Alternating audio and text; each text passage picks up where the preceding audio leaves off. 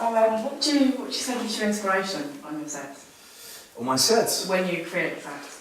Oh, yeah, well, inspiration, it always comes from my gigs when I'm playing. I'm really a DJ-minded guy, so if I'm in the studio, I'm also like, oh, what kind of track do I miss in my sets, and what can I use? So I just created a new track, which is kind of a follow-up for Viper. Like, it's more hard-hitting, but it's really nice melody as well. I'm really proud of that one. So. Great, okay. I mean, I think we're all watching DJing go in a sort of very different direction. It's sort of abbreviating in all sorts of ways. How do you think that's going to sort of develop over the next 2 years? Well, actually, I hope it's going to get more musical and more groovy as well. I'm not really a fan of all the big kicks and the big, the hardstyle influences. Okay. But that's just it doesn't fit my sound. But I see why it works, so that's good. But I think we'll get back to more danceable music. Yeah. And not only the jumping stuff. Yeah. Yeah. Definitely. Okay.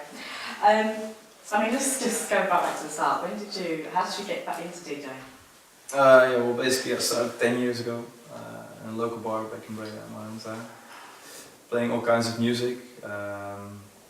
Played weddings and stuff, and I really loved Freddy Legrand and Funkerman at the time, and they inspired me to become a house DJ, and yeah, that's basically it.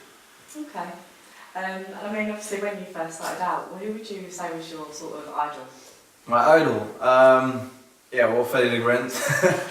I really love his sound and his sets. It's always really groovy, energetic. Yeah, that's just okay. One of my idols. Alright, that's great. I mean, have you got any sort of collaborations in the pipeline?